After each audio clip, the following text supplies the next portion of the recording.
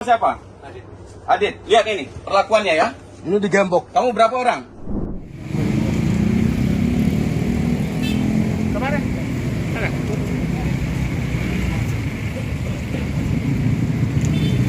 Hanam orang. Yuk, yuk.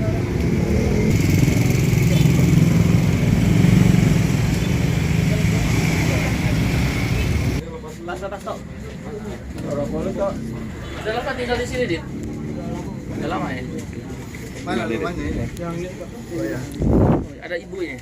Ibu udah marah. Oh, bapak? Bapak ada lagi. Oh iya. Oh, tinggal di sini rumah sendiri? Oh, dari kakek ya? Tanya Bapak. Oh iya. Orang tuanya pada waktu itu sudah memohon dan Ada Iqbal, Pak, penasihat khusus Presiden Berapa? Udah angkat tangan saya berkata sudah saya nggak punya paksa anak saya pulang paksa anak saya Iya. ini ada kayak tulang punggung saya pak ada sedih tiap hari sama akan saya kirim Iya. ya. 21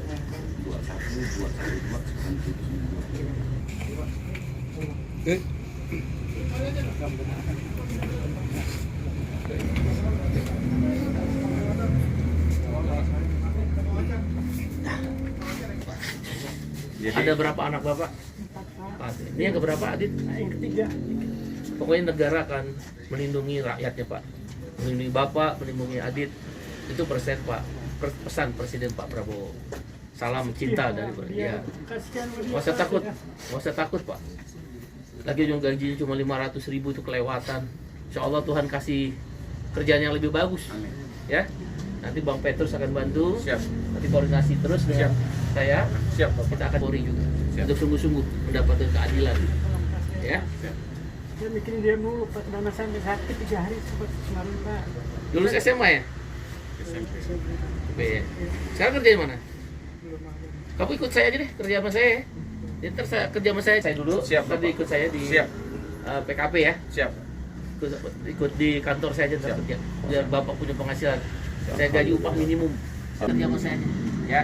Insya Allah kita bayar upah minimum di kantor saya. Di Pamrin ya. Siap Bapak. Terima kasih ya. Terima kasih Jumpa Bapak. ya. Siap Sampai Bapak. terus. Siap. Sehat selalu ya. Siap, Ya, Bang. terima kasih ya. Siap. Jaga Terima kasih ya. Terima kasih ya.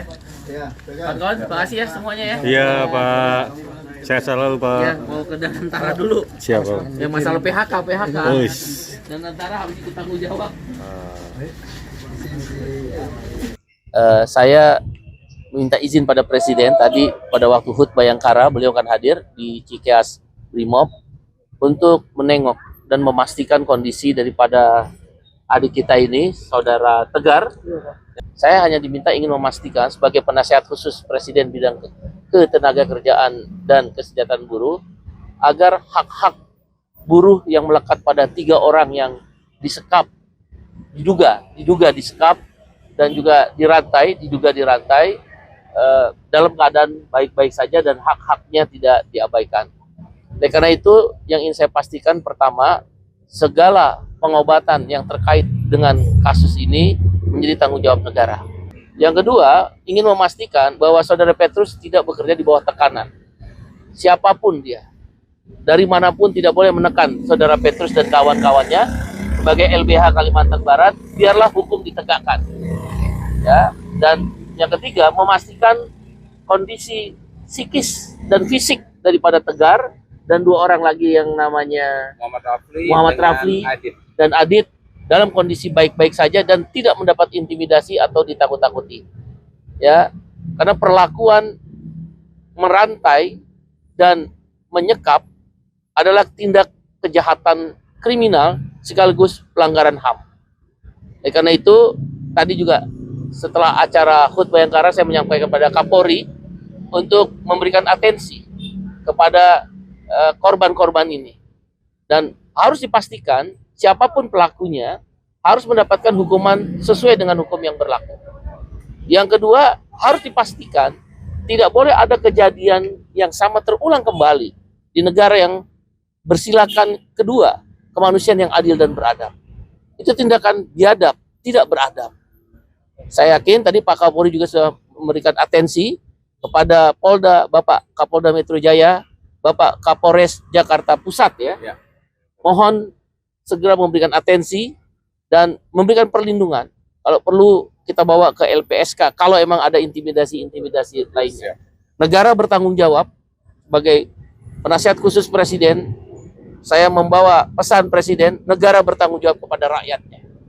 Tentang kalaulah ada tuduhan, Saudara Tegar dan kawan-kawan ini melakukan tindakan hukum, kan belum diproses, kan belum diperiksa, bahkan belum disidangkan. Nggak boleh mengambil tindakan main hakim sendiri. Ya. Dan yang terakhir saya ingin memastikan, hak-hak Tegar dan kawan-kawan ini, hak upahnya, hak jaminan sosialnya, hak untuk mendapatkan pekerjaan yang layak selama bekerja harus dipenuhi oleh pengusaha. Pengusaha sudah dibawa ke kepolisian ya. Siap, sudah Bapak. Tidak boleh ada kekerasan, tidak boleh ada intimidasi, tidak boleh ada tindakan-tindakan di luar pri kemanusiaan. Merantai, menyekap, bahkan hampir 2 minggu. Dan tadi saya dengar juga mengarak. Siap mengarak. Di hadapan masyarakat. Ini sudah seperti zaman purba. Ya, hukuman yang berat harus diberikan kepada pengusaha yang memperlakukan manusia seperti binatang, seperti ikhlas. Masih agak sedikit trauma dalam apa yang udah saya alami saat ini sih, Pak. Itu saya dituduh mencuri limbah bekas plat itu.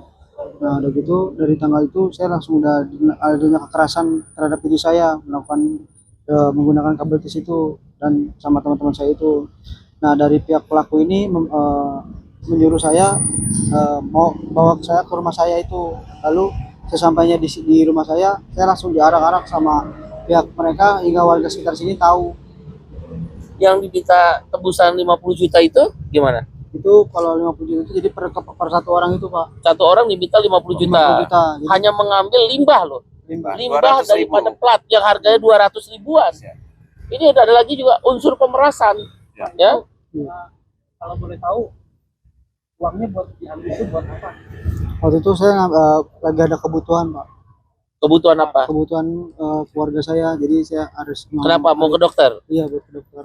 Jadi ada adik saya atau keponakan saya gitu sakit, jadi dia lagi butuh biaya. Mas, jadi sebenarnya udah berapa kali kejadian Mas Mengambil kalau mengambil limbah itu baru sekali.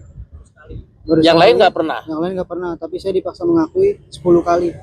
Diminta ganti rugi 50 juta. Iya. Sudah memberi berapa?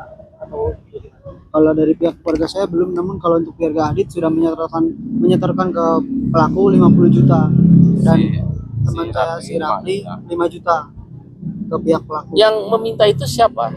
Kalau yang 50 juta itu dari pihak ownernya tersebut, Pak. Owner, Iya. siapa namanya? Si Martin. mintanya bagaimana, Mas? Kalau untuk memintanya saya kurang tahu, soalnya mintanya langsung ke pihak keluarganya si Adit, bukan ke saya. Mas, ada ancaman nggak, Mas? Misalnya Mas ngasih 50 juta akan dilakukan. Ada itu ada ancaman. Jadi dari salah satu adiknya si owner ini, dia bilang kalau misalkan saya tidak membayarkan uang tebusan 50 juta, dia minta kompensasi dari saya, tangan saya mau dipatahin. Yang ngomong gitu siapa? Adiknya si owner ini, si Albert itu, dan teman-teman saya pun juga sama dapat ancaman seperti itu. Kami selaku kuasa hukum ya dari Yayasan Kemanusiaan Forum Pemuda Kalimantan Barat itu sudah didatangi beberapa kali oleh oknum kepolisian. Pertama ingin memberikan sejumlah uang sebesar 20 juta, selanjutnya 300, selanjutnya 300 pada beberapa 1 hari yang lalu itu menjanjikan memberikan 1 miliar rupiah. Dan kami tidak mau. Menjanjikan itu siapa? Pengusaha? Bukan. Siapa? Mungkin atas perintah pengusaha. Yang pasti datangnya adalah oknum kepolisian. Dari Polres atau Polda? Kemungkinan dari Polres, anggota Polres. Namanya inget nggak? Saya tahu persis orangnya tapi saya tidak sebutkan namanya. Ntar kita periksa. Ya, jadi saya tidak sebutkan nama. Yang pasti mereka membujuk rayu untuk perkara ini diselesaikan. Dan itu di pertama kejadian itu ada atas nama siapa yang berkacamata itu?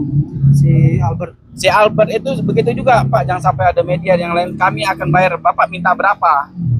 Kami bilang kami tidak minta apa-apa. Kami minta pertanggungjawaban secara hukum terhadap korban. Seperti itu. Ya, di Tangerang, yang satunya masih dalam pengawasan kita, Bapak.